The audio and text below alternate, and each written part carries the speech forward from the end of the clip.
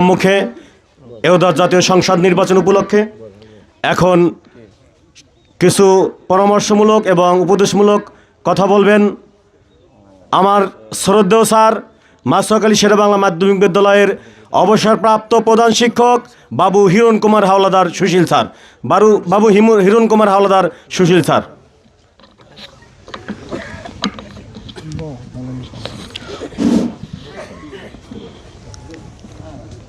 আজকের এই নির্বাচনী উঠান বৈঠক সভার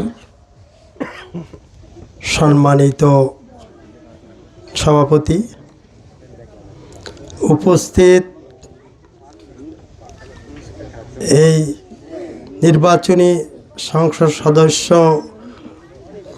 পদপ্রার্থী শায়েক চরমনাই, উপস্থিত আরও অনেক নেতৃবৃন্দ, হয়তো আমি সবাইকে চিনি না।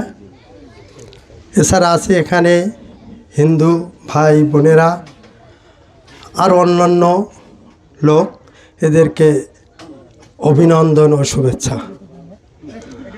আজকে এই নির্বাচনী উঠান বৈঠক সভায় যিনি আমাদের প্রধান মধ্যমণি, তিনি আসলে এখানে যে আসছেন এটা আসলে আমাদের সৌভাগ্য।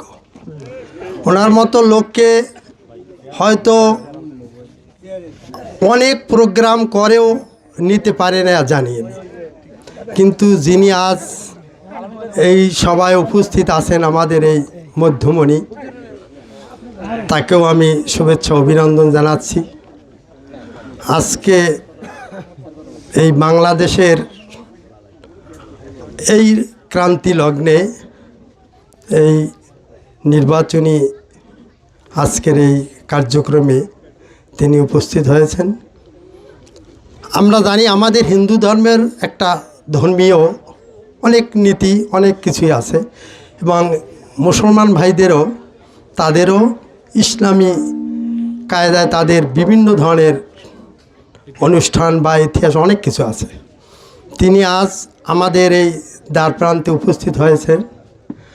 আমরা আশা করব যে তিনি যে আমাদের এই হিন্দুদের এই যে আগে যে বক্তা বলছেন, উনি হয়তো ইসের চেয়ারম্যান, ওই জাগুয়া ইউনিয়নের চেয়ারম্যান, সম্মানিত চেয়ারম্যান, উনি বর্তমান চেয়ারম্যান। উনি অনেক কথা বলছে। আসলেও সত্যিকার অর্থে মুসলমানদের যেরকম ধর্মীয় একটা ব্যবস্থাপনা বা বিভিন্ন ধরনের কার্যক্রম থাকে, হিন্দুদেরও থাকে ঠিক। তাহলে একজন মুসলমান আসলে যে সত্যিকার অর্থেই তিনি আসলে কোনো মানুষকেই ঘৃণা করে না, এটা সত্যি কথা। কারণ ওনার মহফিলে আমি অনেক আগে গিয়েছিলাম।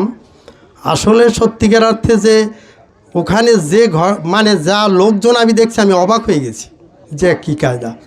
আসলে সত্যিকার অর্থে তিনি একজন সত্যিকারের মানুষ, এবং তিনি এই জাতীয় সংসদে নির্বাচিত হতে পারলে তিনি আসলে অনেক কিছুই করতে পারবেন। তার কারণ যে হাজার হাজার লোক যেখানে উপস্থিত হয়, তার অবশ্যই তার গুণাবলী অবশ্যই আছে, এবং তার এই গুণাবলী দিয়ে আমাদের হিন্দুদের, বৌদ্ধদের বা আমাদের এই জাতি ধর্ম নির্বিশেষে সবাইকে তিনি আসলে সত্যিকার অর্থে একটা সুন্দর দৃষ্টিতে দেখবে, এবং সকল ধরনের যে নিরাপত্তা এও তিনি দিতে পারবেন, এটা আমি মনে করি। তাহলে আপনারা এই হাত পাখাকে ভোট দিয়ে যদি তারে জয়যুক্ত করতে পারেন, তাহলে অনেক কিছুই আরও দেখতে পারবেন যে তিনি কি করতে পারবে আমাদের জন্য। তাহলে আমি সবাইকে অনুরোধ করব যে আপনারা এই হাত পাখায় ভোট দিয়ে তাকে জয়যুক্ত করেন। এই বলে আমার বক্তব্য শেষ করছি। খোদা হাফেজ।